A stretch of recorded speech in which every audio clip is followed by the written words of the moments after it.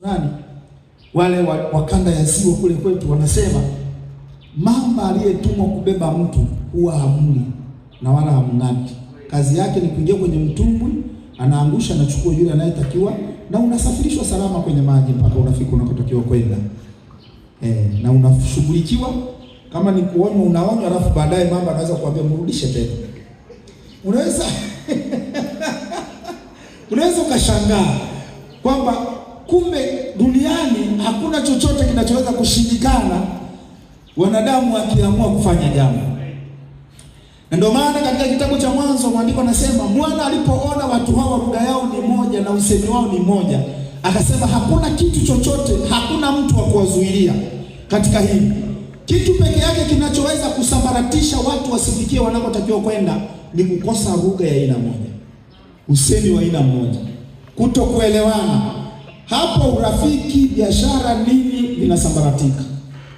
Na hata kanisa kama hili kukosa lugha ya aina moja, kuelewana, kuzungumza mazungumzo ya aina moja, basi kusambaratika kunaingia. Lakini lugha ikiwepo moja, hakuna atakayetuzuilia kufanya chochote. Maana ile mamlaka yale, matamko yale Mungu aliyasimamia. Baada ya kuyaweka hayo mambo, nataka turudi kwenye msingi wa neno letu ambalo tunajifunza kitabu cha Warumi. Leo tuko sura ya 10 na tulijifunza kuanzia mstari wa kwanza mpaka mstari wa 10 pia wiki iliyopita. Na katika wiki iliyopita tuliangazia baadhi ya mambo muhimu. Tulisema sura ya 11 na sura ya 12, tulijifunza sura ya 11 ya. Sura ya 11 mstari wa kwanza mpaka wa 10. Sura ya 11 na sura ya 12 ni mambo muhimu na unabii ndani yake juu ya Israeli. Na Mungu anaonyesha bado hajamalizana na Israeli. Lakini kumbuke nilizungumza mambo 4 muhimu. Tunapotaka kutafasiri Biblia na kupata ukweli ulioandikwa ndani ya Biblia, lazima jambo la kwanza tutumie njia ya muktadha. Tulichukua neno la Mungu katika njia ya muktadha kwa kuangalia mambo ya msingi na maelezo yaliyoandikwa kwa kujibu yale maswali 6 muhimu. Nani mwandishi? Alikuwa wapi? Anaandikia wakina nani? Wakati gani? Na kwa sababu ipi ilifanya? Nini kilichomsukuma mpaka aseme hilo?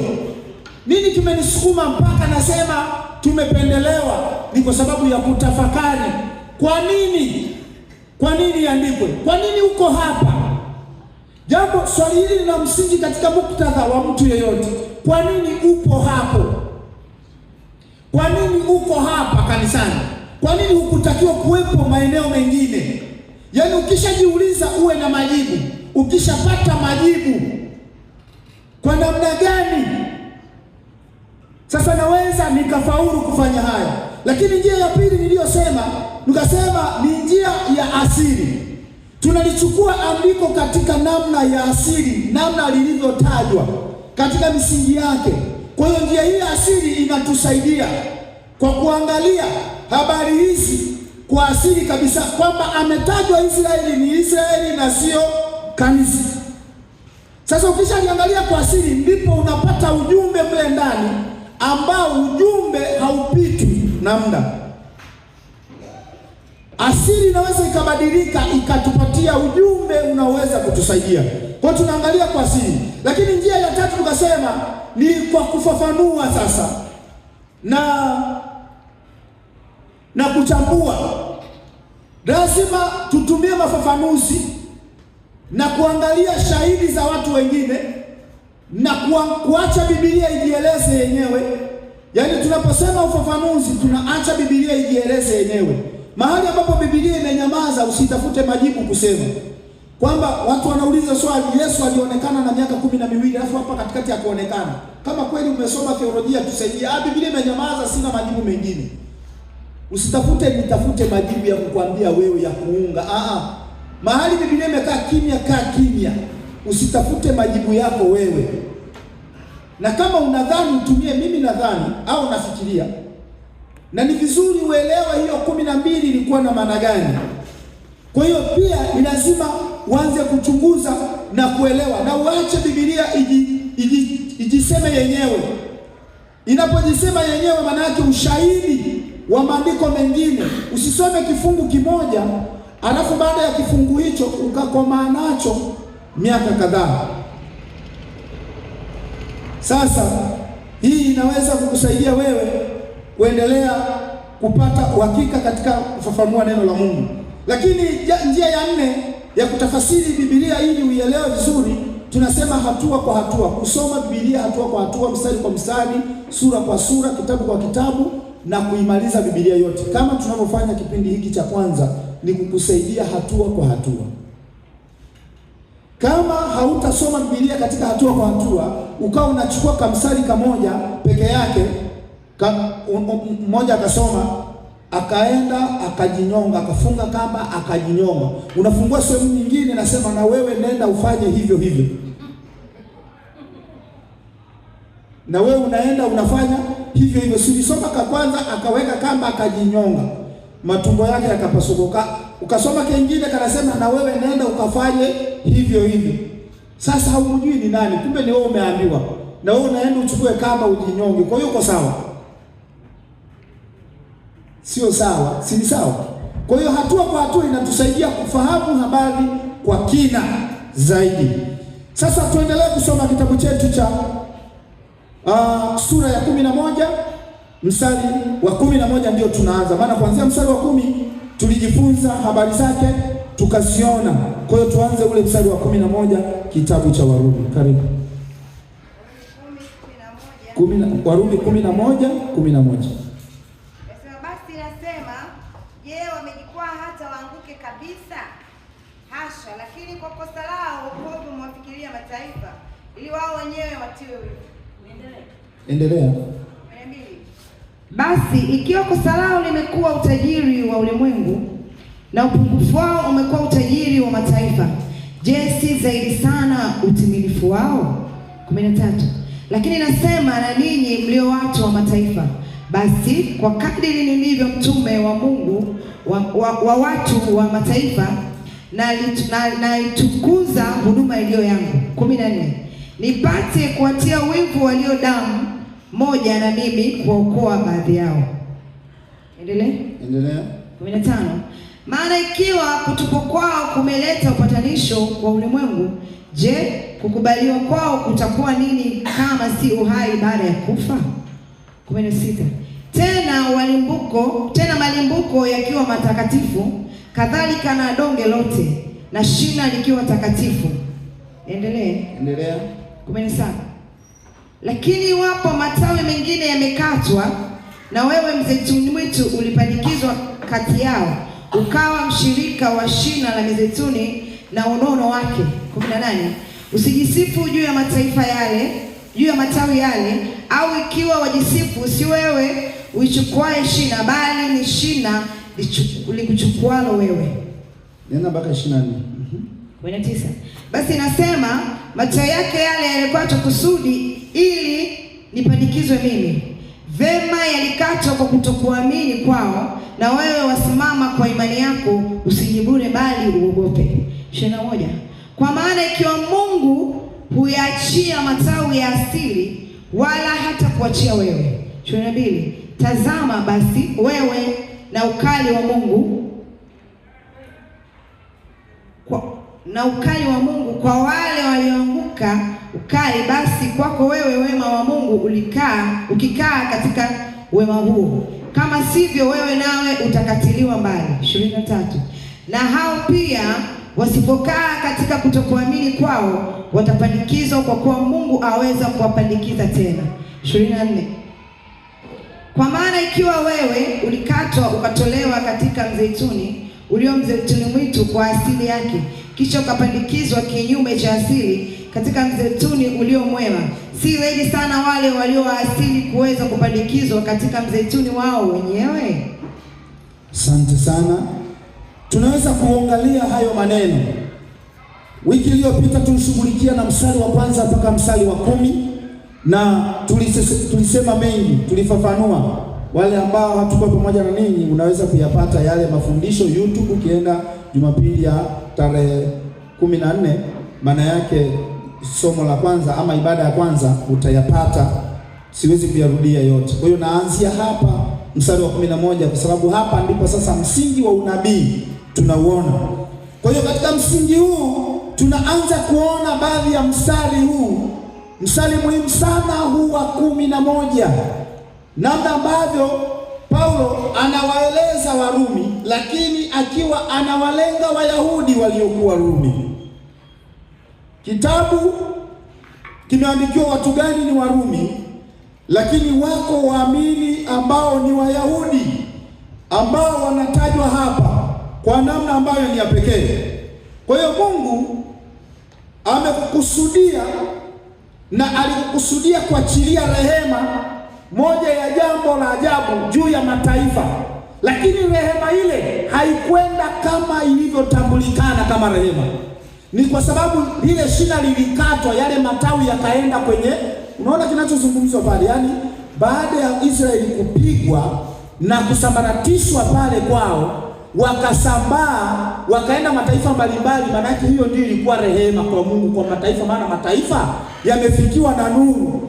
Uwe makini hapo tafadhali, maana yake ndivyo inavyozungumzwa hapo kwamba yakafikiwa.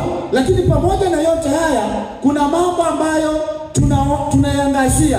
Kwa hiyo ile neema ikawafikia watu wa mataifa pale ambapo watu wa Mungu ambao walikuwa ni wateule walipokuwa wamefika mahali, wamefika juu ya nchi hizo, manake nuru ilifika. Wajibu wao tunaweza kuangalia hapa ni kwamba Mungu alipokuwa amewatandika, tafadhali nataka tutafakari wote pamoja.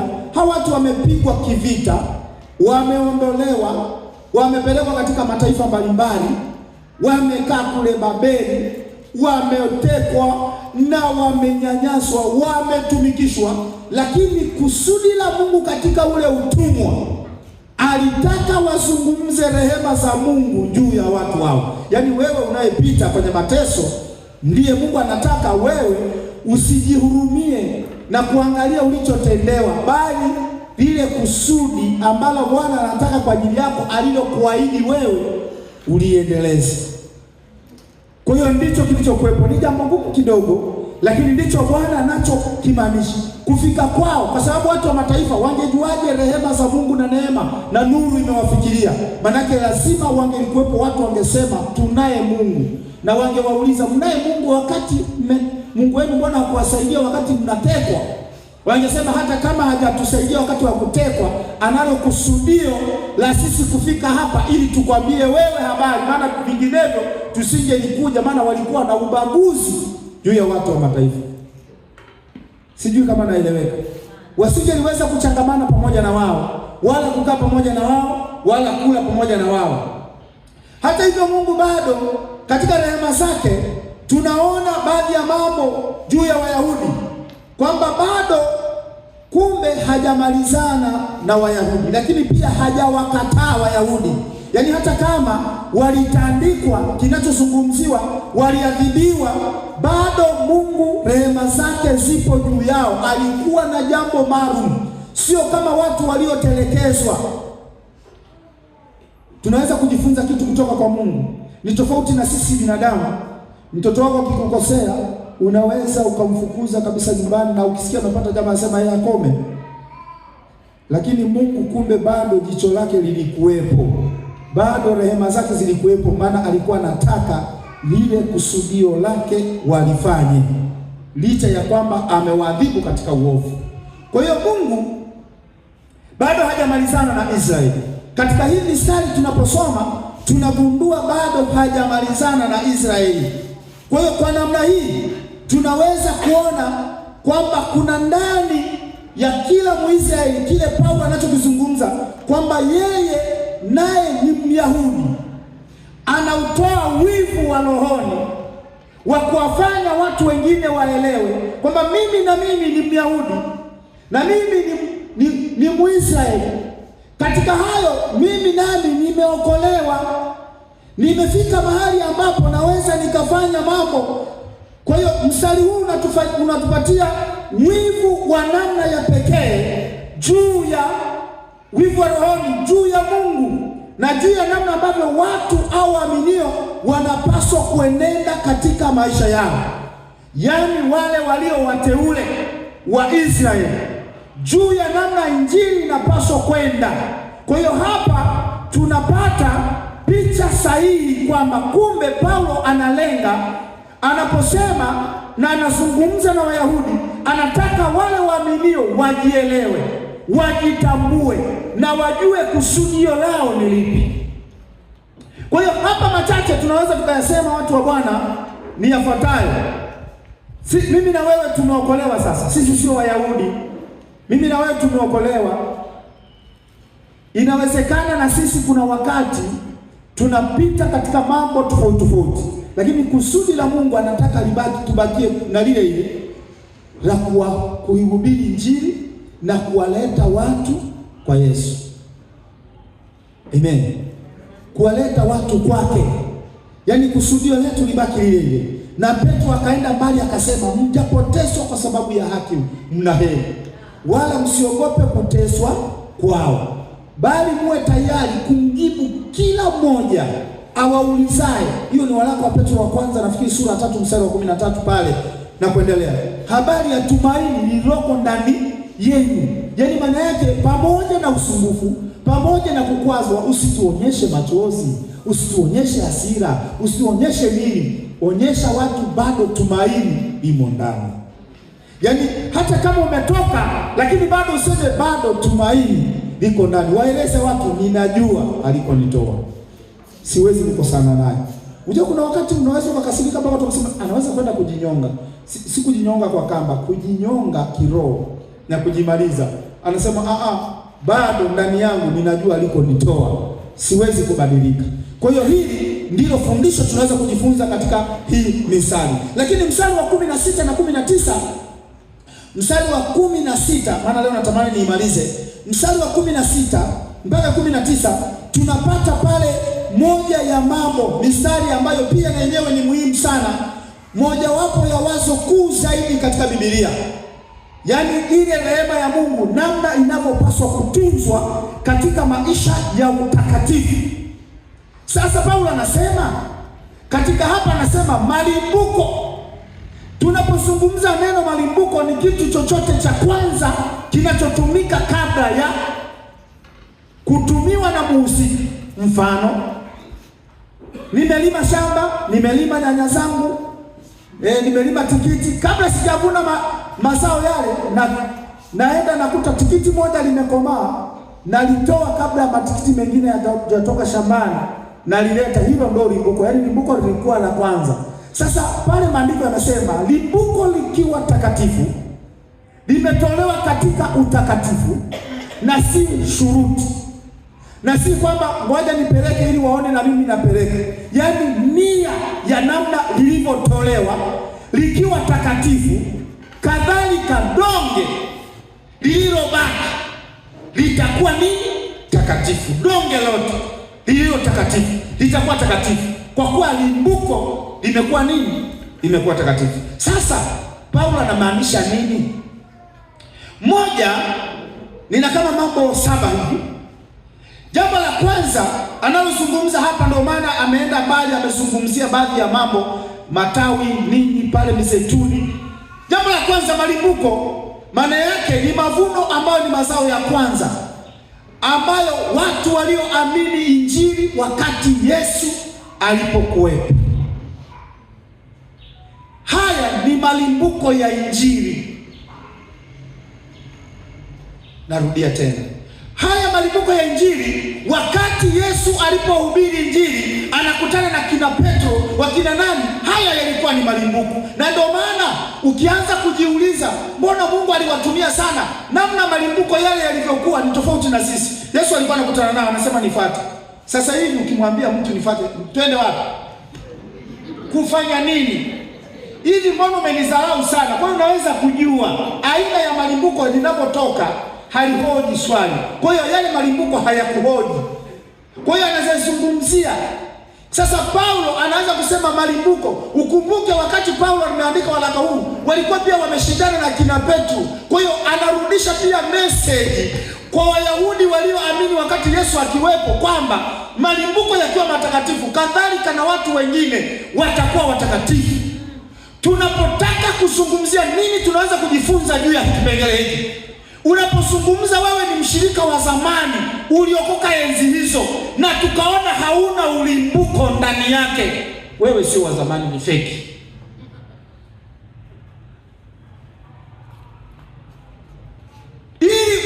malimbuko takatifu, tunataka kukuona katika mwenendo, katika usafi, katika uwajibikaji, ili tujifunze kitu kutoka kwako.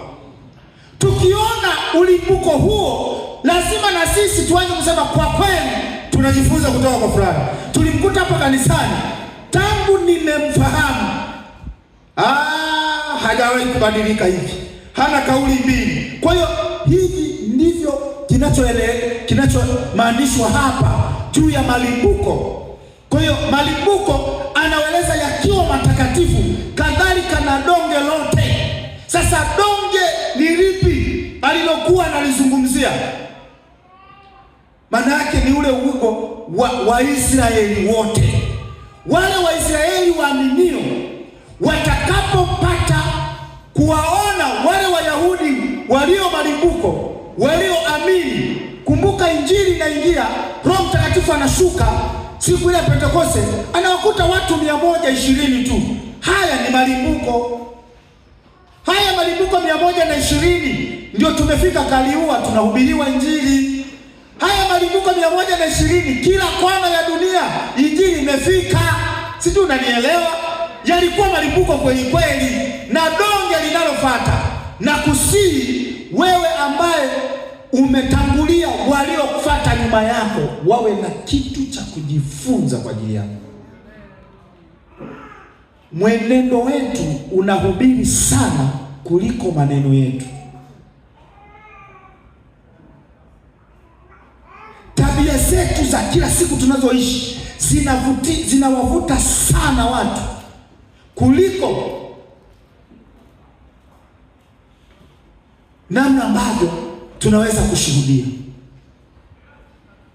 Wakati tuko kule nyumbani, watu waliokuwa wananijua namna tulivyoishi na mke wangu kipindi cha nyuma, na baada ya kuokoka, baadaye wakawa wanamfuata mke wangu, namwambia, "Naomba tusaidie dawa uliyompa." Kwa sababu si wanaona mwenendo umebadilika. Sijui unanielewa? Akasema mimi ni maombi tu. Akasema yeye acha. Nikamwambia unakosea, unatakiwa waambie ndio. Waambie kuna dawa, ila lazima niwapeleke kwa huyo mganga. Maana akili za watu zimekuwa akili za kiganga. Waambie ndio. Lini twende? Waambie siku fulani. Panga siku, andaa mchungaji yupo ofisini, alafu waambie twende nikupeleke. Mpitie, chukua boda, mfikishe ofisini na huo umeshamwandaa. Mwambie baba nimekuja. Huyu ni 1 2 3. Kwa hiyo unamwambia, na yeye anamtambulisha, huyu ndo mganga wangu, anayejua alichonitendea, yeye ndiye aliyenielekeza. Sasa atakuelekeza namna ya kufika kwa huyo mganga mkuu huyu. Umweleze vizuri ili baada ya hapo aelewe. Jamani, inawezekana na ninyi huwa mnasumbuliwa haya maneno. Sasa ukisumbuliwa, nawaambia ndio, nataka nikupeleke kwa mtu mimi aliyenipeleka kwa huyo mganga. Unaniandaa, unakuja naye, unamwambia, sasa baba huyu aliniambia nimpeleke kwa mganga wangu. Sasa nimemleta kwako ili umsaidie namna ya kuzungumza na yule mganga uliyenisaidia ambaye ni Yesu. Sasa hapo ataelewa. Na ataelewa. Sasa kazi ya mchungaji, umemfikishia kondoo, kazi yake ni kulea hata katoto kasije kakafa. Maana inawezekana hauna maneno mengi sana. Kwa hiyo nataka niseme, malimbuko yakiwa matakatifu, kadhalika na donge, maisha yetu ya kawaida yana nguvu katika kuhubiri kuliko namna nyingine yoyote. Lakini shina lililo shina, unaona ule mti, ukisoma hiyo misali inasema shina lile limekatwa. Ndio limekatwa, lakini shina lipo. Na hata kama matawi yameenda, lakini shina lipo. Shina ni nini? Shina ni Wayahudi waaminio, yaani Wayahudi wa Kristo juu ya imani. Hapa tunazungumzia shina, waaminio, Wayahudi waaminio. Sasa na sisi kama ni hivyo, maana yake Wakristo na sisi ni Wakristo, tunaweza kufanyika kuwa shina. Kaliua ikabadilika. Sijui unanielewa? Ndio, ikabadilika. Sasa ni kwa sababu tuko hapa, ningekwambia kaneno fulani. Kuna mtu mmoja, niongee polepole, alimwambia mtu mmoja hapa kanisani, na nataka nikupongeze. Akaniambia hivi, akamwambia, kwani bana, kama ni hivyo sisi wote hapa karibia jamii inayoishi hapa inafanana. Kama ni Waha, ni Wasukuma, ni Wanyamwezi, wote ndio wale wale. Lakini mbona ninyi mnaenda tofauti? Umewafanyaje? Mchungaji wenu amewafanyaje? Nikagundua kumbe kuna kamwanga kama libuko kanaendelea hapa katikati yetu. Kabisa. Upenda mzee amecheka, maana naye alishaagua hiyo. Kwa tunashangaa nini kinaendelea, ni kama ninyi mnakuwa kama kabila tofauti kabisa. Kumbe ni lile. Naomba ukaze mwendo, tubaki kwenye malimbuko. Amen. Kaza mwendo, hata utani wewe. Hata mambo ya ajabu. Achana nayo kabisa. Kwa hiyo hili shina, Wayahudi waaminio ni shina. Ukikata mti shina likabaki linachipua tena, baada ya muda linaendelea. Kwa hiyo namna ya adha tunazopitia, tunapaswa pia kufundisha watu namna ya ustahimilivu ndani ya kanisa. Lakini sio sisi tu, watu, jamii inapaswa ijifunze. Kama watu wengine wanafika mahali wanasema naweza kumweka Yesu pembeni nikakushughulikia, sisi kwetu hayo maneno wasiyasikie. Wasikie sisi ni shina. Wasikie maneno ya kusema jamani, mimi ninamwamini Mungu. Maandiko yanasema mtu akikunyang'anya koti unamwachia na joho, naomba uchukue, ninajua Mungu atanipa.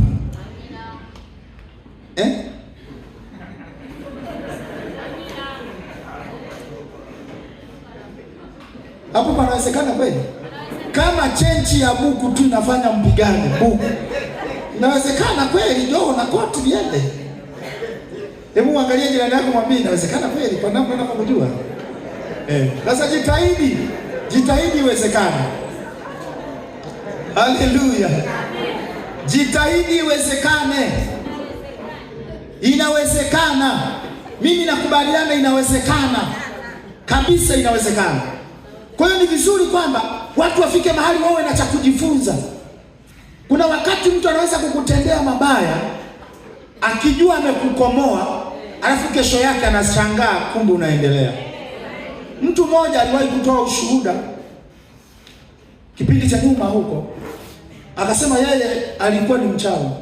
Walitumwa wakaenda wakawasha nyumba, yaani wakawasha nyumba. Watu waliokuwa wanaomba wakawasha nyumba ikawaka kabisa.